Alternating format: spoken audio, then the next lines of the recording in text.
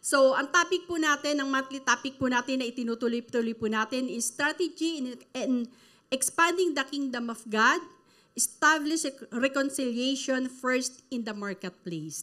So, ang title po ng ating message for this morning, mga kapatid, Building Bridges. So, sino na ho ba? Siguro sa mga architect at sa ating mga engineer. So, alam ho nila kung paano ang magtayo, no? So, na-experience ho nila, maaring hindi po bridge yung kanilang literal na bridge na sa kalsada or sa mga provinces. Pero alam ho natin kung gaano kahalaga ang tulay, di ho ba? So, tayo po sa buhay natin, na experience ho ba natin na tayo ay maging tulay upang halimbawa po yung isang tao na hindi nagkakaroon ng kaunawaan, tapos ikaw yung naging tulay para sila ay magkaroon ng reconciliation. O kaya naman, yung isang tao na walang kaugnayan sa Diyos, ikaw rin yung naging tulay upang siya ay makakilala sa Panginoon. Natutuwa po, sige nga po si Brother Angel napakalakas umimen, buhay na buhay. Ako po nagpapasalamat sa Panginoon kasi yung kasama po namin na si Ate Mila, na ngayon ho ay may bagong ministry. To God be the glory po, no? Sabi naman ng Diyos, give honor to whom honor is due. Nung sinabi namin sa bahay na gusto mo ba magkaroon ng ministry, sinabi ko namin na pwede ka ba sa ushering, alam niyo, in-embrace niyang mabuti yung ministry. Tapos nung sabi niya, ate, magdi-day off ako ngayon, tapos bukas may isasama ako, dalawa. Dalawa daw po yung isasama niya na sabi niya, kaya mo ba maaga yun? Oo ate, isasama ko sila, itataksi ko sila. Sabi niya gano'n, no? Hindi ko alam kung itinaksi niya nga o in-MRT niya dahil napakalayo ho ng pinanggalingan nila, no? Sa Bagong Silang, hanggang dito, kumbaga po, dulo-dulo, no? Almost Bulacan na yon. So, purihin ang Panginoon kasi ginamit siya ng Panginoon para maging bridge. Taga-pamagitan, tama ba yung bridge na, yung maging tulay, no? Para pag-ugpungin or pagdikitin, no? Yung Diyos at saka yung taong hindi pa nakakakilala sa Panginoon. So, purihin ang Panginoon dahil kung bawat isa sa atin, mga kapatid, magiging bridge or bridge builder, mga kapatid, yung magiging tagagawa ng tulay, mga kapatid, para magkaroon ng kaugnayan ang isang tao na wala pang kaugnayan sa Diyos at sa Panginoon, ikaw yung gigitna. Hindi naman ikaw yung magiging parang Diyos, hindi po. Kung hindi ikaw yung magtatagni sa kanila para magkaroon sila ng ugnayan, siguro kung yung bawat isa po sa atin na nakaupo dito, siguro ang Panginoong galak na galak ang puso niya. Amen? August pa lang po, tinapos na ng Diyos ang ating fourth floor, mga kapatid. Hindi na tayo nagsisiksikan. Kasi masyado nang na-touch yung puso ng Panginoon. Masyado siyang nalugod sa fosim. Amen? So I hope and I pray na sa umagang ito, mga kapatid, ito yung pag-uusapan natin. Building bridges. Yung pagtatayo ng tulay. Paano ho ba to? Ano po ba to? Di po ba? Alam naman ho natin lahat na ang tulay ay napakahalaga. Amen? At alam ho ba natin na ang Panginoong Jesus ay cross-cultural bridge builder? Ganun po ang ating Panginoon, na nais ng Diyos na ating tularan. So ang tulay ho ay napakahalaga dahil ito yung nag-uugnay sa tao at sa bawat bagay. Imagine niyo po kung gaano kalayo ang lalakbayin ng taga-province o taga-Manila kung wala hong tulay na mag-uugnay sa tubig at saka sa lupa, o kaya naman ho sa bangin, hindi man tubig, at saka sa lupa. Paano kaya, hindi ho ba? Through bridges po, mga kapatid, yung mga nagtayo ng tulay dito sa lupa, no? Napakalaking benepisyo ang nakuha ng bawat tao, na paikli ang kanilang travel time, di ho ba? Hindi lang ho na paikli ang kanilang travel travel time, kundi mas mapapabilis o yung pag-unlad ng ekonomiya at saka ng bawat negosyo kasi umiikli yung kanilang pagbabiyahe. Ganun ang nagagawa ng bridge, no? Or yung mga bridge builder. So kung tayo magiging bridge builder, kagaya ng ating Panginoong Jesus, mga kapatid, imagine maraming mapagpapalang tao, mga kapatid. Maraming mapagpapalang gawain ng Diyos at mga taong makakakilala sa Kanya. Kaya naman, mga kapatid, makikita natin ang isang halimbawa na sinira, winasak ng ating Panginoong Jesus, ang pader na naghihiwalay sa mga Jew at saka sa mga Samaritan. Alam naman ho natin yung storya na to, mga kapatid, sa John chapter 4. Makikita natin dito na ang Panginoong Jesus na nasa Galilea, makikita natin dito na natapos na siya, no, na Judea na natatapos na siya dahil nalaman ng mga Pariseo, mga leader na napakarami na tagasunod ng ating Panginoong Jesus. No, marami napabalitaan niya na marami na rin pong nabautismuhan. Pero ang katotohanan, ang Panginoong Jesus po ba ang nagbabautismo? Hindi. Kundi ang kanyang mga disciple. So nalaman ng mga tao na dumadami na yung mga tagusunod ng ating Panginoong Jesus. Kaya naman ang ating Panginoong Jesus ay lumipat ng lugar. No? So, kinakailangan niya na magpunta ngayon, mga kapatid, at dumaan sa Samaria. At ito rin ho yung tinatawag na Sychar. Yung Sychar po, natatandaan natin yung panahon ni Jacob, gumawa ho siya ng balon. At ipinamanan niya to sa kanyang anak na si Joseph, mga kapatid. So, dito makikita natin yung storya, dito umikot yung storya. No, na yung isang babae na Samaritano or Samaritan woman, alam naman ho natin kung ano sila, di po ba? Bawal makipag-usap ang babae at saka yung mga Samaritan at saka Jew, talagang mahigpit na magkalabang po sila noong mga panahon na yon. Pero makikita natin ang Panginoong Jesus, winasak niya yung kinaugalian, winasak niya kung anumang kultura na meron po doon upang maiyag lamang ang salita ng Diyos. Sinira ng Panginoong Jesus yun. Mga kapatid, tayo, ano ho ba yung maaari nating gawin para sa Panginoon? Ano ho ba yung maaari nating gawin para sa gawain ng Diyos para tayo ay maging bridge builder, mga kapatid? Yun tayo yung taga-ugnay, hindi ho taga-sira. No? Kung hindi tayo yung maging taga-ugnay. So Jesus bridged the gap. Paano nga po ba dito? So tayo, mga kapatid, we need to follow. Dapat natin tularan ang ginawang halimbawa ng ating Panginoong Jesus, gumawa siya ng tulay upang pag-ugnayin. Upang pag-ugnayin. Ang alin po? Yung mga tao sa Samaria, no? At ano ho yung, bakit po kinakailangan pag-unayin? Ano ho ba yung meron doon? Number one, meron ho doon problema sa race po nila. Yung, kumbaga, yung lahi nila, mga kapatid. Dahil alam naman ho natin, na Samaritan were a people of mixed race. No? Bakit mixed? Kasi ang combination po nila ay Assyrian at saka Jew. So kaya sila ho ay naging Samaritan. So the Jew hated Samaritans as they believed. No? Dahil ang kanilang paniniwala, yung mga Samaritan po ay pinilyot, mga kapatid, yung blood ng kanilang mga ninuno. No? So kaya galit ho sila, ayaw nila doon. So ano pa ho yung problema na pinag-ugnay ng Panginoon? Pangalawa, yung problema sa gender o yung kasarian. Alam naman ho natin, during that time, mga kapatid, ang mga babae ay hindi gaanong pinapahalagahan. Sila ho yung pinakahuli sa lahat. No po?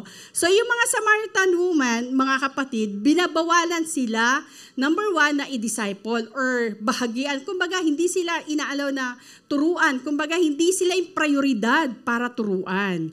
At the same time, bawal makipag-usap ang babae sa lalaki, lalo na kung Samaritano ka. Pero kita nyo ho, ang Panginoon, hindi niya inilintana ang lahat ng yun. Ano pa po? Problem din ho sa kasalanan. Bakit po? Dahil kahit na yung Samaritan woman was adulterous and sinful, Jesus Christ nonetheless talked with her. Ibig sabihin, nakipag-usap ang Panginoon sa kanya. Hindi niya inalintana, number one, babae ito, tapos nasa public place sila. Tapos, ang makikita natin dito na, hindi niya inalintana yon, no? Sila ang sinasabi nga natin na sila yung pinakamababa, no, sa society. Pero hindi yun inalintana ng ating Panginoong Jesus. Alalahanin natin ang Panginoong Jesus nung pumunta siya sa Samarita, no, Samarita, no, kinakailangan niyang dumaan doon kahit na napakalayo na maaari niya maging travel time. Hindi niya inalintana yon. Kailangan niyang magdaan doon. So pakikipag-usap niya, kasi nung sa John chapter 4, makikita natin na ang Panginoong Jesus, dumating yung pagkakataon na nauhaw. So, nakita niya yung babae, nag-iigib sa balon. Nung sanabi niya gano'n, pwede bang makiinom? Ito yung nakipag-usap siya. Imagine, hindi niya inalintana yon na may makakita sila. At during that time, mga kapatid, nung sumasalok yung babae doon, tanghalin tapat, no? Ibig sabihin nun, walang mga tao. Kasi pinagbabawal niya di po ba? Itinaon pa ng babae yung oras na walang karamihan ng tao. So dito, makikita natin, sinabi nga sa John chapter 4, verse 7, may isang babaeng taga Samaria ang dumating upang umigib ng tubig. Sinabi sa kanya ni Jesus, maaari bang makiinom? So, dito makikita natin na binaliwala niya ang mga kaugalian at batas. Ang pagnanais na mabigyan ng kaligtasan ang Samaritan woman. Ang pangunahing mahalaga sa kanya, mga kapatid, ay maibahagi ang salita ng Diyos. Tayo, mga kapatid, ano yung maaari nating gawing tulay sa trabaho natin, sa kaibigan natin, para lamang maiugnay natin, mga kapatid, or maihayag natin ang salita ng Panginoon upang nasa gayon lumaganap ang salita ng Panginoon. So ano pa po, makikita natin, the disciple response. Ano ho ba yung naging tugon ng mga disipulo? Ang Panginoong Jesus, hindi niya inalintana na kausapin yung Samaritan woman. Pero ang mga disciple, ano ho yung ginawa ng mga disciple? Noong makarating sila sa Samaria, agad na nagpunta ang mga disipulo sa lungsod upang bumili ng makakain. Siyempre, napakalayo ng travel time nila. Napagod sila, nauhaw sila. So nagutom sila. Natural lang na maghanap na maaaring bilihan ng pagkain ito mga disciple. Noong panahong yon, tandaan natin mga kapatid, hindi naman kagaya sa kapanahunan natin ngayon. Yung mga tindahan, yung mga fast food, na kung saan-saan po pwede ka nalang bumili. O kaya naman, inabot kunyari sila sa ilang na lugar, magka-grab food sila. O kaya naman kung ano po pwede lang orderin na online. Wala naman kung ganun technology noong mga panahon na yon. Kaya naman, natural lang din naman na yung mga disciple ay umalis, iwang pansamantala ang ating Panginoong Jesus, pero sa kanilang pag-iwan, hindi ito sinayang ng Panginoon. Ito yung ginamit niyang oportunidad para makausap yung babaeng Samaritano. Sabi doon, nung makarating sila sa Samaria, agad na nagpunta ang mga disipulo sa lungsod upang bumili ng makakain. Wala sa kanilang pagmamadali kung ano ang pagkain ng kaluluwa ng mga taga-Samaritan, no? Or yung mga taga-Samaritano, no? Na alam naman nilang lahat ng mga ito ay mga tao na pinabayaan. Kumbaga, outcast. No, pinakahuli sa panahon na yon, mga kapatid. Ang mga disipulo ay patuloy pa rin sa pag-aalala sa Panginoong Jesus. Kaya naman hinimok nilang kumain. Sabi nila, nakita nila, nakikipag-usap ang Panginoong Jesus sa Samaritan woman. Sabi nga, Panginoon, kumain ka na. Hindi man lang sila nag-atubili na ano ba ang ginagawa ni Jesus, ba't siya nakikipag-usap? No, hindi sila nag-atubili. No. Sabi sa verse 31, samantalang namamanhik sa kanya ang mga alagad, Rabay, kumain na po kayo. Sabi ngayon, guro, kumain na ho kayo. Di ba parang ganon? Halimbawa, nagkaroon tayo ng mission o yung mga sumasama ho sa Touching Heaven kay Pastor Diwa, di ba? Halimbawa, at kaya sa mga ibang mga leader. Di ho ba yung mga leader ang huling kumakain? Bakit? Kasi ang dami nakikipag-usap. Kahit gusto na nilang pumahinga or magpahinga, di ba? Ang dami nakikipag-usap, entertain. So yung mga kasama, sasabihin, kain na po kayo, Pastor. Di ho ba? Pero ganun din yung ginagawa dito ng mga disciple. Walang masama. Dapat the point is, mga kapatid, yung priority ng Panginoon. na yung kaligtasan ay dalhin hindi lamang sa Samaritan woman, kundi sa buong village, buong lugar ng babaeng ito. Sinabi sa verse 34, sinabi sa kanila ni Jesus, ito yung tugon sa kanila ng Panginoon, ang pagkain ko ay ang gawin ang kalooban na nagsugo sa akin at tapusin ang pinagagawa niya sa akin. Why, mga kapatid? May urgency ang Panginoon. Why, mga kapatid, na kinakailangan niyang magtayo ng tulay to build the bridge, mga kapatid, ng kaligtasan, mga kapatid? Kasi alam ng Panginoong Jesus, limited lang yung time niya dito. Alam ng Panginoong Jesus na maikli lang. Kaya habang may pagkakataon, mga kapatid, habang may pagkakataon, ibabahagi niya ang salita ng Diyos. Naalala niyo po ba yung ating kapatid na si Brother Rico Moises, mga kapatid?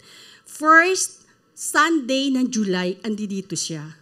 Nag-celebrate po tayo ng kaarawan ng ating pastor. So lahat po ng ating mga members ay naririto.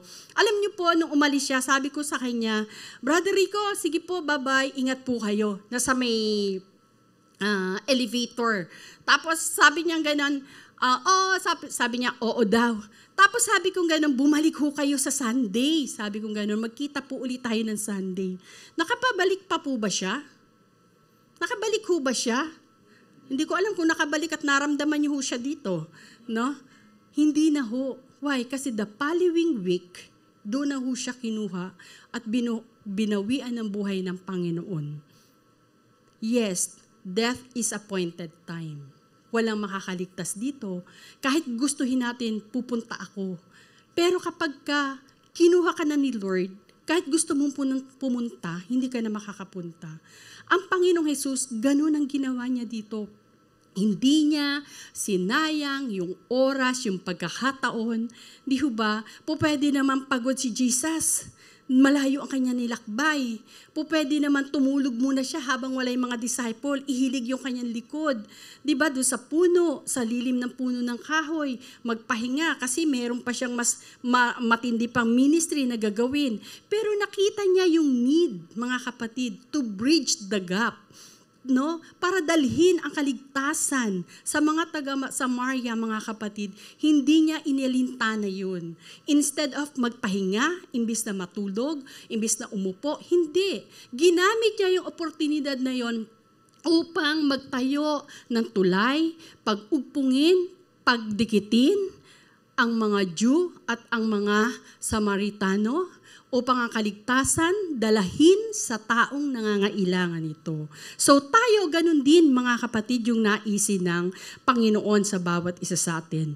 Sa mga disciple, na-miss nila yung point na yun. Mga kapatid, na-miss ng mga disciple yung pagkakataon na yun. Sa tingin nyo ba, ang mga disciple, si Jesus lang ang nakakita sa Samaritan woman? Hindi. Natural, nakita rin sila ng mga disciple. Nagkaroon po ba ng eagerness yung mga disciple na tumabi kay Jesus at sugsugan yung sinasabi ni Jesus na kaligtasan? Hindi po. Ang ginawa nila, pinipilit nilang pakainin ng ating Panginoong Jesus. So sa atin, mga kapatid, paano po ba natin matutularan ang ginawang halimbawa ng ating Panginoong Jesus bilang bridge builder? Paano? Di ba? Bawat isa sa atin gusto natin yun. Meron tayong passion. Lahat na nakaupo dito ay believe, mga kapatid. Lahat na nakaupo dito ay mayroong kabigatan na yung salvation na ibinigay sa atin ni Lord, gusto din natin siyang ibahagi sa ibang tao dahil ito yung purpose ng Panginoon kaya tayo nakakilala sa Kanya. Amen? No, gusto ng Panginoon, i-share natin siya. Kasi napakahirap, mga kapatid. May isa kaming kakilala na observe ko siya na napakarami niyang alam. Napakaraming talent na ibinigay sa kanya ang Panginoon. Pero parang nakukulangan siya kung paano niya i-release yung power tuloy, yung mga alam niya. Di ba halimbawa, ang dami mong alam, ang dami mong itinik, ang dami mong natutunan. Di ba anong gusto mo? Di ba i-share yun? Kasi mas magiging productive ka, mas magiging effective ka, na marami kang alam kung i-share mo siya. Kaya siya, ano siya, uhaw na uhaw. Gustong-gusto niya talagang i-share lahat ng nalalaman niya. No, para nang sabi ko nga, tsinatsaga mo talaga kami. Hindi ka napapagod sa amin. Sabi ko gano'n sa kanya, huwag kang mapapagod. Ay, hindi po.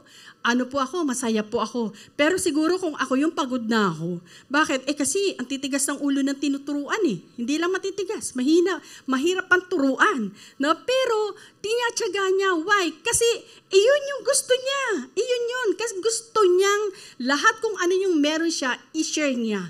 So tayo ganun din mga kapatid. Hindi lang to sa pag-aakay ng kaluluwa na maging maging bridge builder tayo. Even yung mga wisdom na binibigay sa atin ng Panginoon, maaari din natin siyang i-share na para maraming tao ang mas maging maalam sa salita ng Panginoon. Amen? So paano ho tayo magiging kasing halimbawa or paano ba natin magagaya yung ginawa ng ating Panginoong Jesus, mga kapatid? Number 1, mga kapatid, go where the people are in the marketplace. Kailangan tularan natin ang Panginoong Jesus. Pumunta siya kung nasaan may pangangailangan. Pumunta siya kung nasaan ang tao. Naalala ko ho, nung una pa lang ho akong nakakilala sa Panginoon, wag na ho natin sabihin kung anong panahon yun, kung anong taon. Alam nyo ho, nag-house to house kami. Nagbabahay-bahay kami. Ang dami namin taong nadaratnan sa bahay. No? Pag kumatok ka, maraming tao. I-entertain ka. Kaya noong panahon ho na yun, marami ho kaming nabahagian sa loob ng bahay. Isa na ho dyan yung pamilya ni Brother Angel. Wala pa sa mundong ibabaw si John David. Si Angelica at si Crystal, ganyan palang kaliit ho yung mga yan. Talagang ganun ho. No? Pero nung inano ho namin sila, yan si Kuya Angel ho, medyo malagu-lagu pa ho yung kanyang buhok. No? Ewan ko, no? At si Ate Susan ho, talagang super sexy ho. Hindi nyo na itatanong, Marjoret po yan. Pagka may pestahan, sumasayaw ho yan. Talagang mahusay. No? Totoo po. Kung makikita nyo yung mga larawan niya, daig ho tayo. No? Pag nakita nyo yung larawan, di ho kayo maniniwala. Pero sexy pa rin ho siya ngayon. No? So dito mga kapatid, makikita ho natin, nung kumatok ho kami sa bahay nila, pinagbuksan kami. Napakaraming bahay ang kinatok namin sa Pilar. Manugit, Pilar Street. Sila lang ho ang nagbukas ng pinto sa dami ng tao doon. Hindi ho namin nakatok sila Brother Luis Kinatok din namin yan, pero siguro hindi kami pinagbuksan. Kaya si Kuya Angel ho ang kumatok sa kanila. Kasi lahat ho ng Manugit talagang na-saturate po namin yan hanggang obrero. Hindi nyo yung alam kasi taga Mandaluyong kayo no? Hanggang obrero, lahat ho yun, na-saturate namin, lahat ng street ho, kaya na-memorize namin. Alam nyo kung bakit? Kasi may premyo. Pag marami kang napapirma dun sa may firm, may isang sakong bigas. Una-unahan ho kami na nagwagi kami ni Ate Shirley kasi sa grupo namin kami ho yung pinakabata nung panahon na yun. No? Oo, totoo po yun. No? Kami pinakabata talagang aliksi namin ni Ate Shirley during that time, mga kapatid. So ano ko yung sinasabi natin? Go where the people are. Wala na tayong matatagpuan sa loob ng bahay. Diba? Lahat to nasa marketplace na. At the same time, kung dito lang tayo mag-stay sa simbahan, lahat ho tayo, 90% o 99.9% born again Christian na. Tama po ba? Parang hindi pa naboborn again yung iba dito. Kunti pa lang yung nag-amen. Kung dito lang ho tayo sa loob, sino pa tatanggapin natin? Yung katabi nyo. Tanungin nyo, nakakilala ka na ba? Tumanggap ka na ba kay Christ? Nagkaroon ka na ba ng Damascus experience like Paul? Di ho ba? Tanungin nyo, baka kasi nakaupo yan dyan, yung pala hindi pa. Sasabihin, ano ba yung tanggap? Tinanggap ko to kasi niligawan ako Tinanggap ko to kasi ganito, ganyan di ba? So tayo mga kapatid, sinasabi sa atin ng Panginoon, go where the people are. Well, sinasabi ko kanina, nung panahon namin, marami sa loob ng bahay na kumatok ka ang mga nanay, andiyan. Ang mga anak, andiyan. Ngayon po, wala ka nang matatagpuan. Umuuwi na lang sila gabi. Yung mga anak hindi mapakali sa loob ng tahanan. nagtatrabaho, nag-aaral, at marami ho silang mga ganap sa buhay. At yung mga nanay naman, nagsa-sideline. Tinutulungan ng kanilang mga asawa, may negosyo, may pinapasukan. Sinong daratnan mo doon? Si Doggy. Aso na lang. O kaya, si Mapusa. Diba? So, kaya kinakailangan magpunta tayo sa marketplace. So, ang gagawin natin, pagharahong Nehemiah, principle. Why? Kung nasa saan ka, doon ka. Hindi mo na kinakailangan pumunta kung saan-saan. Dahil kapag pumunta ka kung saan-saan, kalahating araw, travel time mo pa lang. Sa sobrang traffic. Amen? So kung saan ka nagtatrabaho? Sa bangko. So yung bangko na yan, diyan ka magiging bridge builder. Sa school, ka magiging bridge builder. Sa business, diyan ka magiging bridge builder. Amen? Iyon yung gusto ng Panginoon. Ako natutuwa din po ako kay Kuya Matthew. Bakit? Kasi yung mga tauhan niya, ayaw na yatang umalis sa amin. No? Tuwan-tuwa ho no? Hanggang December na yata sila doon. No? Malapit na ho silang ma-born again. Alam niyo kung bakit? Nagdadala pa sila ng maliit na speaker at nagpapatugtog ng gospel. Kaya hindi pala niloloko, palakpakan ho natin ng Panginoon. Pagka nag-umpisa na magtrabaho, daig pa kami. Nagpapatugtog na yan, Hillsong. Sabi ko, talagang nabuborn again na sila, Mila. Nabuborn again na sila, Pastora Shirley. Diba? Alam niyo, sinasabi ng Panginoon that faith cometh by hearing and hearing by the word of God. So, kakapanalangin mo, kakasalita mo ng Lord, Lord, Lord, magtataka yan. Ba't kaya yung bubangangan nito Lord ng Lord? Ano bang meron sa Lord? Diba? Maano sila, mako-curious po sila. So tayo, iyon yung gusto sa atin ng Panginoon. Bakit? Dahil tandaan ho natin mga kapatid, no, na sinasabi sa atin, bakit tayo kailangan sa marketplace? Dahil halos lahat ng mga tao sa loob ng simbahan ay nakakilala na sa Panginoon, kaya naman kailangan lumabas tayo at maging bridge builder. Amen? Hindi lang sa loob ng simbahan. Kahit sa loob ng tahanan, sinabi ko kanina, lahat ng mga tao dyan, wala na. Nakapadlock ang mga tahanan na yan. Amen? So, kinakailangan magpunta tayo sa marketplace. Amen? So, ano pa po? Tignan natin ang ating paligid kung sino ang nangangailangan ng kaligtasan at ibahagi natin ang salita ng Panginoon. So, kung meron ho tayong mga kaibigan na hindi pa nakakakilala sa Panginoon, kasi napakahirap pumasok para maging bridge builder ka, pag-ugnayin mo ang salita ng Panginoon at ang Panginoon sa mga tao, napakahirap kung wala kang relationship. Kailangan natin ng relationship kasi kapag pumasok ka, pag-isipan ka pa na magnanakaw ka, pag-isipan pa na hindi gagawa ka ng hindi maganda. So, kinakailangan ng relationship. So, kinakailangan kung may mga kaibigan tayo, kung meron ho tayong mga kakilala, ikaw mismo, kung hindi mo kaya, tumawag ka ng kapwa mo Kristiyano or malapit sa'yo na leader at siya ho yung gagamitin doon ng Panginoon. Amen? Dahil tandaan ho natin, kung mapapansin natin mga kapatid, marami nang aanihin sa labas.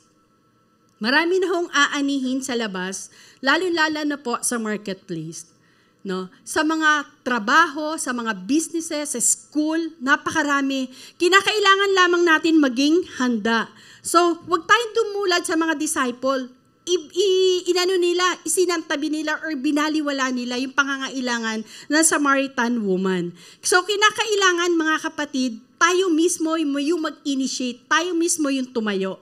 Amen? Tapos ano pa po yung pangalawa, gamitin natin yung ating mga testimony. Diba nung last Sunday, binanggit ho yung testimony.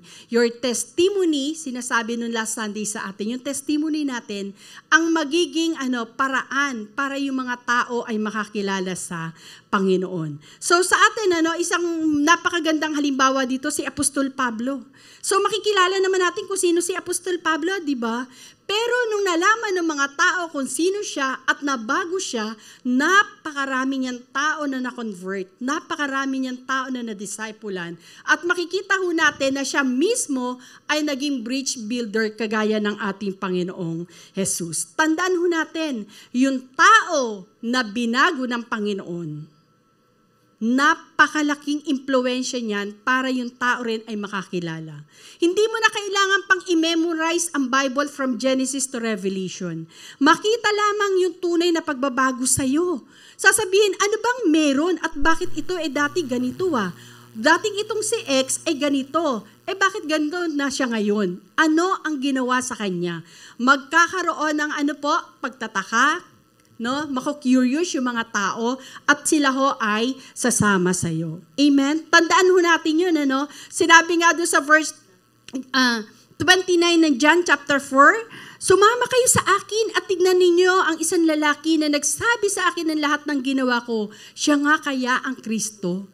Na-impluwensya ba? Sinabi nung babaeng Samaritano doon sa kanyang mga kalugar, sumama kayo sa akin.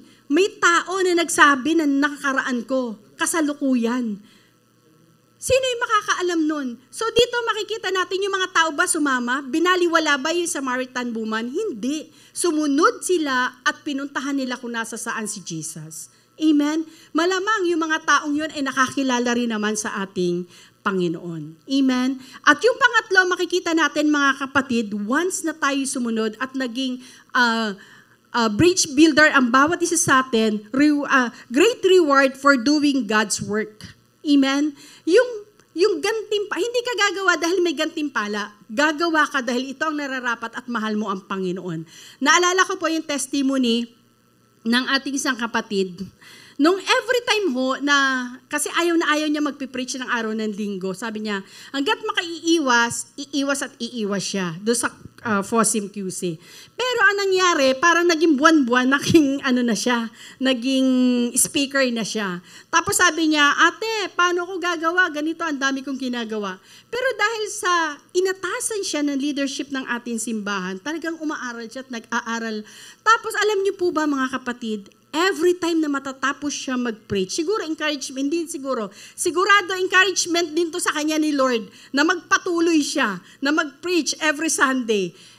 Every Sunday po na matatapos siya, laging may binibigay na blessing sa kanya.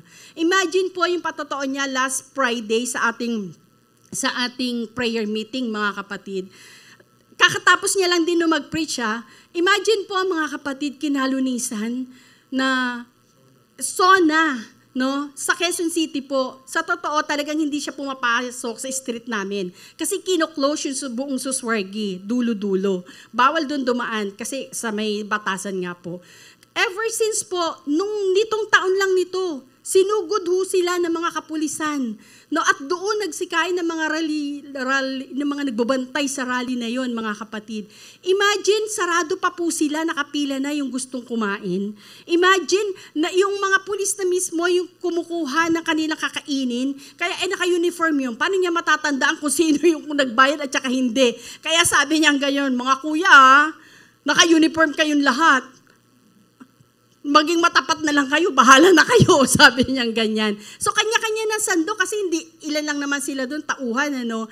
Pero alam niyo yung ganun bagay, mga kapatid, na pinagpapala ng Panginoon yung mga taong sumusunod sa Kanya. Hindi ka mawawala ng gantimpala, hindi man ngayong oras na to, pero alam ng Panginoon, may pagpapalain Kanya, hindi Kanya nakakalimutan. Ano pa ho yung sumunod, mga kapatid? Noong nakaraang Wednesday, mga kapatid, may bagyo. Wala silang tinda kasi bumabaha na. Sabing ganyan nung tagaluto nila, na talaga nagluto ka pa? Bumabaha na tayo. Siguro nawaglit sa isip niya, no? Kasi talagang mataas na rin yung tubig sa kalsada. Wala nang taong pupunta sa lakas ng ulan. Sino ba naman na magpapadala ng isang tao, presidente ng RPN 9, na bumaba? Magkano ba yan? Kakalapag pa lang ng isang kawali. Actually, hindi kawali yung kaway yun ng palabok. At saka lahat ng mga niluto ho nila, ng mga lumpiang toge. No, alam niyo ho na, balutin mo na lahat yan. Ano ko namin yan? Kukunin ko na yan, papakain ko sa mga nagbo-volunteer. Sino magpapadala nun, mga kapatid? Ano yun, natripan lang nung presidente na magpakain? Hindi. Maraming pwedeng puntahan para bumili ng pagkain. Pero sinabi ng Panginoon, pumunta ka sa Jollibee. May bagong luto doon sa Jollibee. Ay, yung mga anak ko, giniginaw na, kailangan ng umakyat at matulog, magpahinga. No? Ginamit mo yung mga yan, kahit na bumabagyo, talaga nagpe-prayer meeting yan, puntahan mo yun sa Jollibee.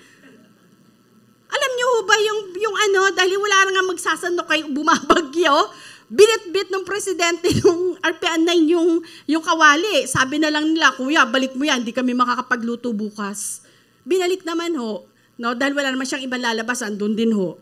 No, alam niyo ho yung ganun mga kapatid, sino magpapadala nun? 'Di ba? Yung isang propeta ng Panginoon nasa cave, nasa yungib. Sabi ng Panginoon, diyan ka, sumunod ka, diyan ka, pakakainin kita. Sino nagpadala sa kanya ng pagkain? Uwak. Meron bang grab ang uwak? No, nagpag-grab ang Panginoon kaya nung panahon pa na yun, Old Testament pa pala, Pastor Daniel, uso na ang grab, uwak nga lang, no? Mga kapatid, nagpadala si God. No, sa kaya sinipit ng uwak sa tweet niya, sa nguso niya, sa paa niya, saan kaya? Sa pakpak, sa kilikili niya. Paano siya makakapagpagpag ng kilikili niya? Di ba? Yung mga imposibleng bagay, mga kapatid. Kayang gawin ng Panginoon yun. Matuto lang tayong sumunod. Sabi ng Panginoon, great reward. Mga kapatid, sinabing great reward for doing God's work. Meron kang gantimpala. Kaya mga kapatid, sabihin niyo sa katabi niyo, huwag kayong tatamad-tamad kahit malamig. Di ba? Galaw-galaw para di ma-stroke. Galaw-galaw para di pumanaw. Di ho ba mga kapatid? Galaw-galaw tayo. Di ba? Huwag tayong mag-ano. Iyon yung nais ng Panginoon. Labong mo na, hindi man ikaw ang pagpalain, mga mahal mo sa buhay. Imagine mo yun, di mo na sila poproblemahin. Napakalaking bagay nun. Di ho ba? Hindi na sila nakaasa sa'yo. Napakalaking bagay nun. Why? Kasi blessing will flow hindi lang sa'yo. From third to fourth generation. And curse also will flow. From third to fourth generation. Imagine that. Kaya every time nagagawa tayo sa vineyard ni Lord, lagi natin tatandaan, ang anak ko, ang apo ko, ang mga susunod kong generation ang magmamana nito. Amen? Kaya mga kapatid, maging bridge builder tayong lahat. Kung lahat tayo magiging bridge builder, imagine kung gaano tayo karami. Yung fourth, fifth, and yung ating, yung taas natin, yun? Sisipo yun. Mapupuno natin agad-agad yun. Amen? So ngayon, mga kapatid, ano ang hamon sa bawat isa sa atin, mga kapatid? Kaya naman, mga kapatid, kung nais natin malaman ang plano ng Diyos para sa iba, mga kapatid, hayaan natin makita nila yung ginawa ng Panginoon sa ating buhay. Diba? Kung gusto mong malaman, ano bang plano ng Panginoon sa taong ito na ikot-ikot lang dito sa mundo? No, kung gusto mo, ipakita mo sa Kanya. Sabihin mo rin sa Kanya.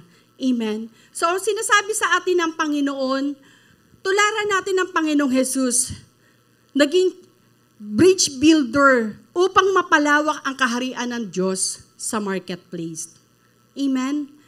Kung saan ka, doon tayo gagamitin ng Panginoon. Hindi mo na kailangan mamasahe, hindi mo na kailangan pang gumastos ng napakalaki at magbiyahe. Diyan ka gagamitin. Sasabihin mo sa Panginoon, Lord, paano mo ako gamitin dito? Tulungan mo ako, magbukas ka ng opportunity. At kapag nagbukas ng opportunity ang Panginoon, grab that opportunity. Amen? Iyon yung nais ng Panginoon, mga kapatid. Yung mga suki nyo, yung mga kakliyente ninyo, ibahagi mo yung salita ng Diyos, huwag kang mahihiya. Kasi yung tao na nagbahagi sa'yo, hindi rin nahiya. Amen? Yung mga disciple, kung nahiya yun, hindi tayo inabot, mga kapatid. Sa ibang ang pagtitiktok nga sa pagre-reel nga, hindi tayo nahihiya di ba? How much more ang Panginoon para sa gawain ng Diyos? Huwag ka rin mahiya. Di ba? Gamitin mo yun. Yung oportunidad na yon para ibahagi ang salita ng Diyos, maging bridge builder ang bawat isa sa atin. Tularan natin ng Panginoong Jesus. Magtungo tayo kung nasaan ang mga tao, lalo na sa panahong ito. Mga kapatid, ang mga tao, ligaw. Ang mga tao, naghahanap ng kaligtasan, uhaw. Tayo yung hinihintay ng Panginoon para kumilos. Amen?